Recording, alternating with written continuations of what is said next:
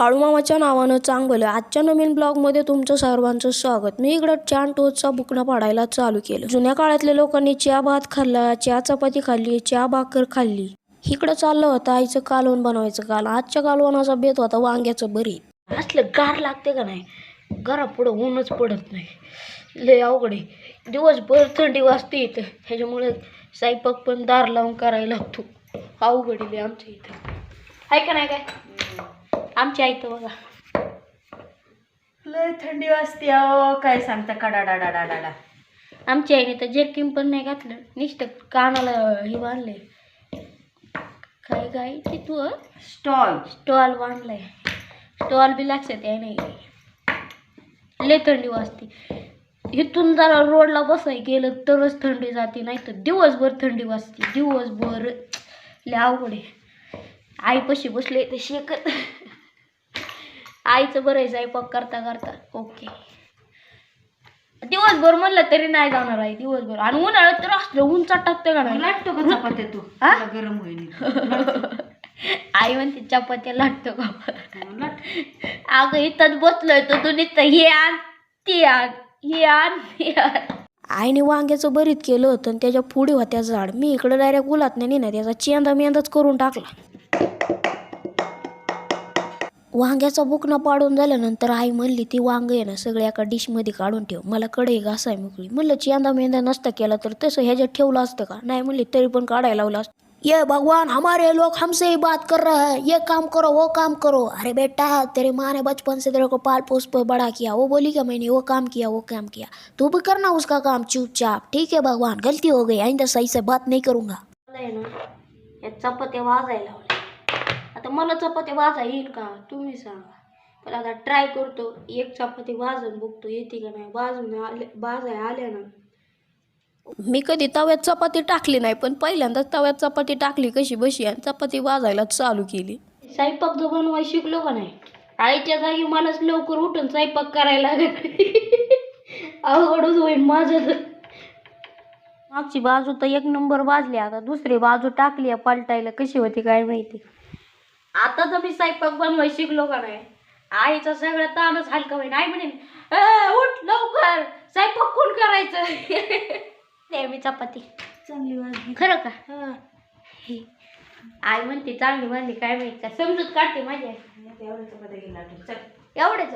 आता तू काय आहे आई म्हणते आता एवढ्या चपात्या लाटाई नंतर शिकण। आता केलं होतं माहिती का, गॅसच कमी होता। आई जाताना गॅस कमी करून गेली तर म्हणलं चपाती भाजा एवढा वेळ का लागते। आई असतो मी एकच चपाती भाजी, मला माहितीच नाही गॅस कमी आहे। मला वाटलं तू फुल गॅस करून गेली। अरे जळून जाईल तुझा जॉम्बल्याचा फुल गॅस करून गेली काय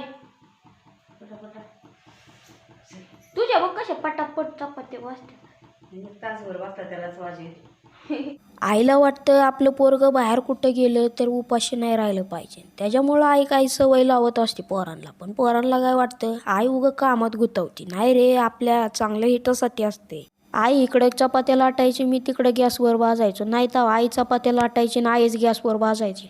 आईचं किचनमधलं सगळं काम आवरल्यानंतर मी किचन झाडायला चालू केलं, कारण आजच्याला जायचं होतं आईला मार्केटला वाल घेऊन, नाही तर टेम्पो दारात यायचं ना आई अजून जाडलोट करायची, त्याच्यामुळे सगळी कामं उरकून घेतो। त्याच्यानंतर इतर हातरुणांच्या गाड्या घालायला चालू केलं। जसं म्हणतात ना एखाद्या व्यक्तीचा डावा हात, तसाच मी माझ्या आईचा डावा हात म्हणून घरात सगळी कामं करतो। त्याच्यानंतर मी इकडं वाल भरायला चालू केली। कसं आहे माहिती का, घरातली सगळी कामं आवरली का नाही मग एका कामावर फोकस करायला परवडतो, नाहीतर हे कामं उरकायचं आणि परत दुसरी कामं करायचं म्हणलं का नाही त्याच्यातच लय वेळ जातो। गोण्यांनी वाल भरून झाल्यानंतर इकडं गोण्या शिवायला चालू केला। जोपर्यंत वाल संपत नाही तोपर्यंत वालीचं कॉन्ट्रॅक्ट घेतलेलं गोण्या शिवायचं ते पण संपत नाही। जेव्हा का एकदा वाल संपली का नाही वर्षाच्या शेवटी पगार होणार 150 रुपये देगा। बारक्या गुणीचं डायरेक्ट नरडं पिळगाळलं। बारकी गुणी काय म्हणते माहिती का, तुम्ही वाया बरं लय पाप केलं, त्या मोठ्या गुणीला लय आरामात शिवलं आणि मला काय नरडं पिरगाळून मारून टाकलं। अरे बाळा ती मोठी गुण होती। वालीचं बेडशीट काढलं का शेवटी वालीच्या बेडशीट खाली गोम निघली। बरं झालं म्हणलं मी तिथं वाल भरत होतो मला नाही चावली। वालीच्या गोण्या गाडीवर टाकल्या आणि मी भाऊ निघालो रोडला ठेवायला, नाही तर वालीच्या गोण्या डोक्यावर न्यावं लागतात, भाऊ असल्यावर काही टेन्शन नसते। वालीच्या गोण्या रोडला टाकल्या आणि मी निघालो घरी। घरी आल्यानंतर मस्तपैकी चहा ठेवला होता आईने, मग चहा पिलं। बाबाला ठेवला होता, म्हणलं मला पण दे थोडा चहा। घरातली सगळी कामं मार्गी लावली आणि मी निघालो कामावरती. आईबाप सोडलं ना या जगात कोण कोणाचं नाही. पावला पावलाला माणसं बदलतात. दुकानात पोचल्यानंतर माझ्या पहिल्या कामाची सुरुवात झाली इलेक्ट्रिक शेगडीपासून. त्याच्यानंतर शेगडी चेक करायला घेतली. शेगडीवरची बटणं दाबली. बहुत मजा आ रहा है. अरे शेगडी तर तापत होती. शेगडी बोली आई मुझे कुछ नहीं हुआ है, तुम क्यों चेक कर रहे हो. शेगडीची परत एकदा बटणं दाबली. ओ ओ ओ अरे माँ ये तो चालू है, इसको कुछ नहीं हुआ है. लोग बेकार के बोल रहे हैं इसको, क्यों लाया है इधर.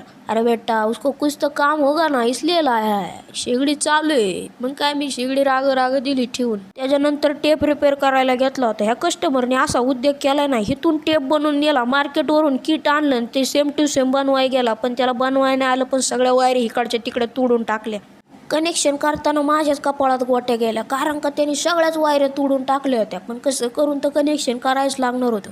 त्याच्यानंतर ट्रॅक्टरमध्ये टेप फिटिंग करायचं होतं. मग ट्रॅक्टरमध्ये टेप फिटिंग केला. ओकेमध्ये आता लाईट बीट आली होती. रिपेअरिंगला काही कामं नव्हती, त्याच्यामुळे मग मी टेप बनवायला घेतला. असं पण मी लय दिवस झालं टेप नव्हता बनवला. त्याच्यानंतर मी बसलो होतो जेवायला केलं होतं वांग्याचं भरीत आणि चपाती. वांग्याचं भरीत आणि चपातीचं मी इकडं बुकना पाडायला चालू केलं. 2 वाजले की आपलं बसून घ्यायचं, कारण का एकदा काउंटरला कस्टमर आलं ना मग जेवाय टाईम नाही भेटत. जेवण झाल्यानंतर मालकांनी चक्की आणली होती. मग मी इकडे चक्कीचा बुकना पाडायला चालू केलं. त्याच्यानंतर बनवलेल्या टेपचं टेस्टिंग करायला घेतलं. डिस्प्लेमध्ये लाईट लागली म्हणल्यावर कार्यक्रम ओके झाला. कशा आहे गाण्याचा दणका.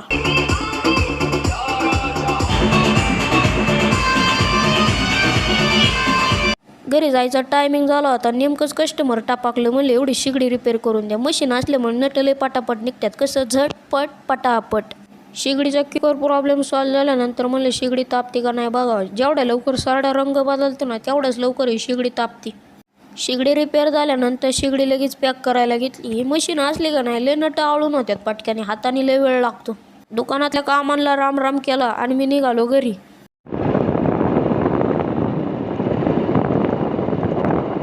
घरी आल्यानंतर हातपाय तोंड धुवून फ्रेश झालो आणि इकडं बालुशियाचा बुकना पाडायला चालू केलं. दिवसभर कधी उभं राहून कधी बसून कामं असतात, त्याच्यामुळे काय होतंय भूक लागते. घरी असलं का नाही अजिबात भूक लागत नाही. झोपेतून उठल्यानंतर आईने मार्केटवरून वडापाव आणला होता. मग वडापावचा बुकना पाडायला चालू केलं. आईला म्हणलं तू वडापाव खाल्ला का. आई म्हणली मी पण खाल्ला आणि तुला पण वडापाव आणला. आजच्याला आमच्या गावात सप्ताह बसला होता. म्हणलं बघावं तर पहिल्या दिवशीचं कीर्तन कसं आहे.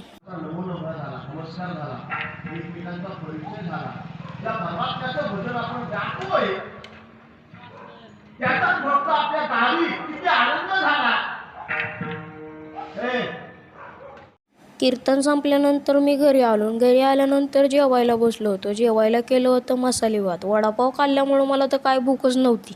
TV बघता बघता मसाले भाताचा बुकना पाडायला चालू केलं. घरातली सगळीजणं जेवून कीर्तनाला गेलते. मी असाच गेलतो. आजचा ब्लॉग आवडला असेल तर लाईक सबस्क्राईब शेअर करायला विसरू नका. भेटू पुढच्या व्हिडिओमध्ये. Good night.